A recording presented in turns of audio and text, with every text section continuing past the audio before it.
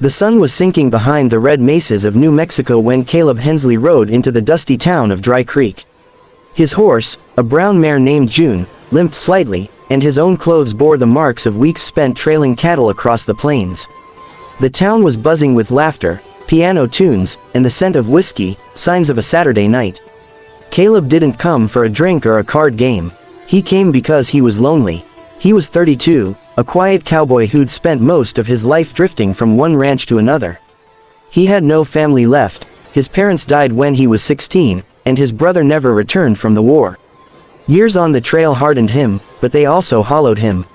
Nights by the campfire were long, and the silence was cruel. As he tied June outside the saloon, he noticed a poster fluttering on a wooden post. Marriage lottery -$5 entry, win a bride. Proceeds to help relocate captured settlers. Drawing at midnight, Caleb squinted and chuckled under his breath. A bride for $5, huh? That's cheaper than a saddle. He knew it was a silly scheme, probably a way for the mayor to make money or find husbands for women from the Eastern Territories. But he was in town, he had $5, and truth be told, he hadn't spoken to a woman in months. Inside the saloon, the room buzzed with laughter and cigar smoke. Men lined up at a small table where a plump woman with gray curls sold the lottery tickets. Caleb dropped his coin, scrawled his name on a paper slip, and tucked it into the wooden box. "Good luck, cowboy," the woman said with a wink. "Who knows, maybe destiny's riding your way tonight." He grinned faintly. Wouldn't that be something? Hours later, after a few rounds of whiskey and a half-hearted poker game, the clock struck 12. The mayor of Dry Creek climbed onto a chair and waved a small envelope. "All right, folks, time to see which lucky gentleman wins the hand of our mystery bride." The crowd whooped and cheered. Caleb stayed seated, amused more than expectant. The mayor reached into the box, stirred the slips, and pulled one out. He squinted, then read aloud. "Caleb Hensley." The room erupted in laughter and applause. Caleb nearly dropped his drink. "Come on up, cowboy." Caleb rose, shaking his head. "Well, I'll be damned," he muttered. The mayor motioned toward the door. "Your bride awaits outside. Go on, meet her." The crowd parted as Caleb walked toward the saloon doors. His boots thudded on the floorboards. He pushed the doors open, and froze. Standing by a wagon under the lamplight was a tall woman, broad-shouldered and strong, her dark braid glinting with copper beads. Her skin was bronze, her eyes sharp and steady. She wore a simple brown dress, though her stance was that of a warrior. The murmurs behind him grew quiet. She was Apache. Caleb's chest tightened. The townsfolk had been whispering for weeks about a group of Apache prisoners released under treaty terms, women whose villages had been burned in the wars, now sent to nearby settlements for assimilation. This marriage lottery wasn't just a game, it was a way to find husbands for them. The woman looked at him without fear. "You are Caleb?" she asked, her voice low but clear. He nodded slowly. "Yeah, that's me. I am Tayanna," she said. "They say you win me." Caleb's throat went dry. He looked at the crowd behind him, men grinning, some snickering. One shouted, "Careful, cowboy. Don't let her scalp you on your wedding night." Laughter followed. Caleb's jaw tightened. He looked back at Tayanna and took a deep breath. "I didn't know this was how it worked. But I reckon if fate's gone through the trouble, I ain't gonna mock it. Come on, Miss Tayanna. Let's get you somewhere safe." They rode in. Silence through the cold desert night to Caleb's small ranch, just a two-room cabin, a barn, and endless sand around them. The wind carried coyotes' cries and the faint smell of sage. When they reached the cabin, Tayanna hesitated at the door. "You don't have to stay if you don't want to," Caleb said softly. "I can take you to Fort Mason tomorrow." She looked around, eyes scanning the open land. "Fort Mason is prison. I stay." Her tone left no room for argument. That night, Caleb spread a blanket for himself by the fire and offered her the bed. She refused, instead sitting by the window, humming a melody in her language. Caleb lay awake, listening to the strange song drift through the quiet. It was haunting, sad, but strong. Days passed. Tayanna rose before dawn, gathering wood, tending to the horse, cooking simple meals. She didn't speak much, but her actions were steady and purposeful. Caleb found himself watching her work, the way she moved with grace, how she never wasted a gesture. When she smiled, which was rare, it was quick and shy, but it hit him like sunlight. The town folks talked. "That cowboy's gone loco," they said. "Married a savage woman." But Caleb didn't care. There was something about her presence that steadied him. One afternoon, as he fixed the fence, he noticed Tayanna standing nearby, eyes distant. "What's wrong?" he asked. She looked toward the horizon. "Smoke," she whispered. "Apache raiders." Caleb followed her gaze, thin gray trails rising in the distance. Before long, riders appeared on the ridge, 5 Apache men, faces painted, bows ready. Tayanna stepped in front of Caleb. "Stay behind," she ordered. He froze, confused, but she walked forward, raising her hand in a gesture of peace. The men dismounted, their voices sharp in their native tongue. Caleb couldn't understand, but he saw her stand tall, her voice calm and commanding. After several tense moments, the men lowered their weapons and rode away. Tayanna returned, her eyes burning with emotion. "They were my mother's people," she said softly. "They came to take me back. I told them no." "Why?" Caleb asked gently. "Because," she paused, "you treat me not like prisoner. Not like animal. Like person." Caleb swallowed hard. "That's what you are, Tayanna. Always were." Weeks turned into months. They worked side by side, planting corn, repairing the barn, sharing laughter in broken English and Apache words. Slowly, the silence between them became companionship. One evening, a storm rolled in. Lightning split the sky, and thunder rattled the cabin.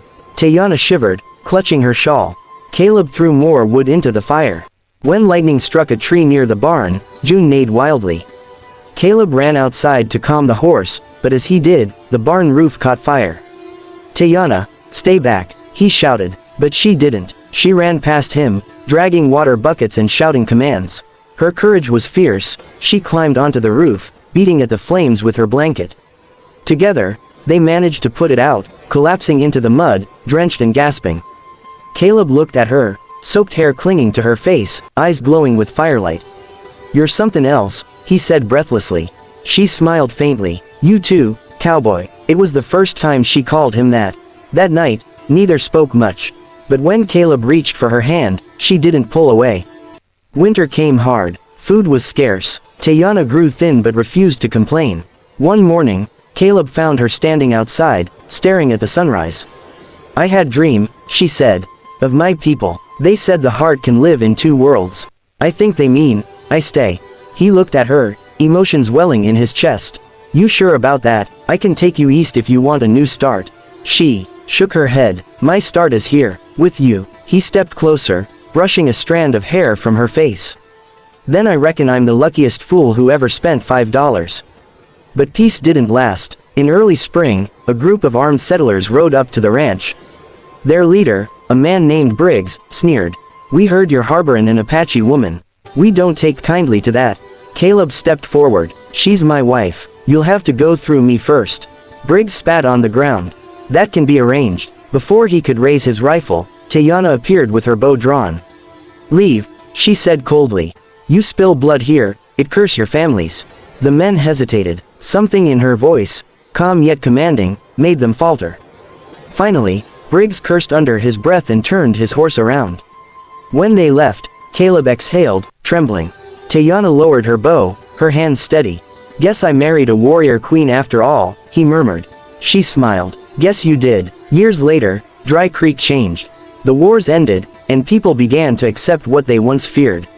Caleb and Tayanna's small ranch grew into a safe haven, for settlers, for Apache children orphaned by the wars, for anyone who needed a place to start again. They never had children of their own, but they raised many. Tayanna taught them the Apache ways, the songs of the wind, the meaning of silence, the respect for land. Caleb taught them how to ride, how to work, how to forgive. Together, they built something stronger than a home, they built peace. One evening, when Caleb was older and his hair had turned gray, he sat with Tayanna by the porch. The desert glowed gold in the setting sun. He took her hand, rough yet gentle. "Do you ever think about that night in Dry Creek? The lottery?" She laughed softly. "You buy ticket for fun. And destiny gave me you." Tayanna looked at him with that same fierce, quiet gaze that once stopped a war. "Maybe destiny just needed you to learn what love means." He smiled. "Guess it took a $5 ticket to teach me that." They sat in silence, the wind whispering across the plains, carrying with it the sound of drums from faraway villages, fading echoes of the past, now part of something new. And in that moment, under the burning desert sky, the cowboy and the warrior queen were exactly where they were meant to be. Two hearts that had found peace, not by luck or chance, but by the courage to see each other as equals, beyond the walls of blood, color, and history. The desert was painted in gold and blood that evening, as the sun sank behind the mesas like a dying ember. The wind carried whispers through the canyon, soft, ancient voices that seemed older than time itself. When Caleb Hensley rode into Dry Creek, he felt those whispers brushing against his soul, though he couldn't understand them. He was a man made of dust and silence, a drifter, a cowboy without a home. 32 years old, with eyes like weathered glass and a heart dulled by too many goodbyes. He'd ridden cattle trails from Texas to Wyoming, fought in border skirmishes, lost friends to the land and whiskey alike. There wasn't much left in him except tired dreams and an old promise to himself, don't die alone. The town of Dry Creek was alive that night, fiddles screeched, boots stomped, laughter spilled from the saloon doors. Caleb tied his horse, June, and walked inside, expecting only a drink. But fate had other plans. A large poster was nailed to the wall by the bar, fluttering under a lantern's glow. It read, "Marriage Lottery, $5 entry. Win a bride and a new life. Drawing at midnight, proceeds go to aid frontier settlements." Caleb stared at it and chuckled. "A wife for $5, he muttered. "Reckon I've wasted more on worse." The bartender grinned. "You in, cowboy?" Caleb took a slow sip of whiskey. "Maybe. Ain't had much luck with cards, maybe luck's better with women." He wasn't serious, not at first. He was half drunk and half lonely. But when the lady at the ticket table smiled at him and said, "You never know what destiny looks like till she rides into your life," something stirred inside him. He placed his $5 down, wrote his name, Caleb Hensley, and dropped it into the box. When midnight came, the mayor climbed up on a chair, laughing too loud. "All right, folks, let's see which lucky man gets his bride tonight." The crowd whooped and hollered. The mayor drew a paper slip, unfolded it, and shouted, "Caleb Hensley." The room erupted in cheers and teasing whistles. Caleb nearly spat out his drink. "Ah hell," he muttered. But something, maybe that strange whispering wind again, told him to stand. The mayor grinned. "Your bride awaits, mister." Out front, Caleb walked through the saloon doors and froze. There, standing under the moonlight, was a woman taller than any he'd seen. Her long black hair shimmered like a raven's wing, threaded with beads and small bones that caught the moonlight. Her face was fierce, carved with dignity and power, and her eyes, God help him, her eyes glowed like molten amber. She wasn't just a woman. She was something else. The murmurs of the crowd turned uneasy. Someone whispered, "Apache." Another spat, "Savage witch." Caleb's stomach tightened. He'd heard stories that the government had relocated several captured Apache women from the mountain tribes. Some called them prisoners, others said they were gifts for settlers. But looking at her, Caleb knew she was no one's gift. The woman met his gaze. "You are Caleb?" she asked, her voice low, melodic, almost like wind through pine. He nodded slowly. "That's me. I am Tayanna." She tilted her head, as if measuring his soul. "They say I belong to you." Caleb took a step forward. "No, ma'am, they got that wrong. You don't belong to anyone." The crowd snickered behind him. "Go on, cowboy, claim your prize." Caleb turned, his voice sharp. "Ain't no prize. Show some respect." A hush fell. Then, without another word, he reached out his hand to Tayanna. "You don't gotta stay if you don't want to. But if you're cold or tired, I got a place up north. Ain't much, but it's safe." For a long moment, she just stared at him, unreadable. Then, slowly, she placed her hand in his. Her palm was warm, calloused, strong. The wind picked up suddenly, swirling dust around their feet. The townsfolk gasped as the lamplight flickered. The night seemed to bow to her. And for the first time, Caleb wondered if maybe destiny had been watching after all. They rode in silence through the desert, the moon their only witness. Tayanna sat tall on the horse, her braid flowing behind her like a banner. Caleb tried to think of words, but she spoke first. "Why you take me?" she asked quietly. He hesitated. "Didn't take you, ma'am. Just didn't want to see you treated wrong. You do not fear me." He chuckled softly. "You'd be surprised what I've seen, Miss Tayanna. You ain't the scariest thing in these parts." Her lips curved. Not quite a smile, but close. "Then you are brave, or foolish, maybe both," he said, and she gave a small, almost secret laugh that rolled like thunder in his chest. When they reached his cabin, He built a fire, offered her food, and gave her the bed while he slept by the hearth. She didn't sleep. All night, she sat near the window, whispering words he didn't understand, words that sounded like prayers to the wind. At dawn, Caleb woke to find a bundle of herbs tied with red string on his chest. For protection, she said simply. From what? From what follows you, she answered, eyes deep as night. He didn't ask what she meant. He didn't need to. Days turned into weeks. Tayanna worked the land beside him, her movements graceful yet powerful. When she sang, the birds went quiet, as though listening. When she touched a wounded colt, it calmed instantly. Caleb didn't speak of it, but sometimes, at night, he swore he saw a faint light tracing her hands when she prayed. The townsfolk didn't like her. They whispered when Caleb rode in for supplies. That Apache witch'll bring curses, they said. Mark my words. Caleb ignored them, but something changed inside him. He felt stronger. The nightmares that haunted him, the faces of men he'd lost, began to fade. He slept deeper. The ranch began to flourish, though the rains hadn't come in months.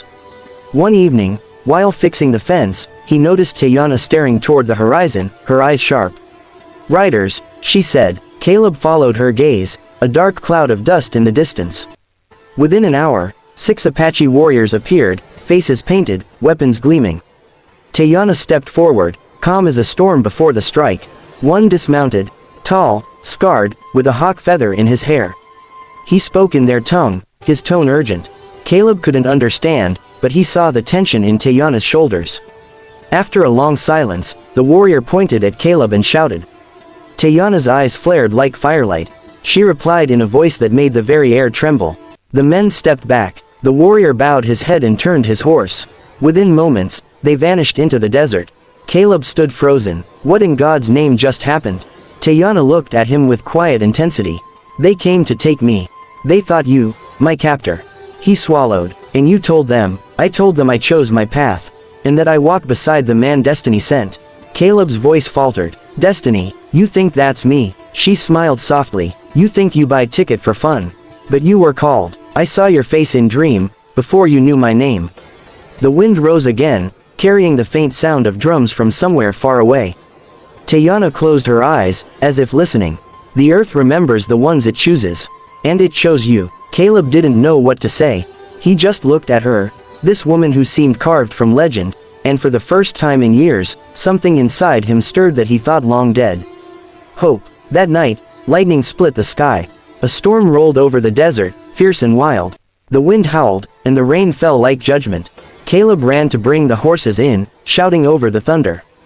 Tayanna, stay inside, but she was already outside, barefoot, standing in the storm. Her arms lifted to the sky, her voice rising in strange, powerful words. The wind seemed to answer her, swirling around her like a cloak. Caleb froze, rain soaking him, heart pounding. She looked like a spirit of the storm, commanding the heavens themselves. And as her voice rose higher, the lightning struck the canyon ridge, and suddenly, the clouds began to break. Rain softened, the wind eased. She turned toward him, eyes glowing faintly in the dying stormlight. It listens, she whispered. The earth, the sky. When the heart is true. Caleb stared at her in awe. He'd known many kinds of power, the gun, the rope, the storm. But this was something else entirely. Maybe she was a woman. Maybe she was destiny wearing human skin. Either way, he knew his life would never be the same.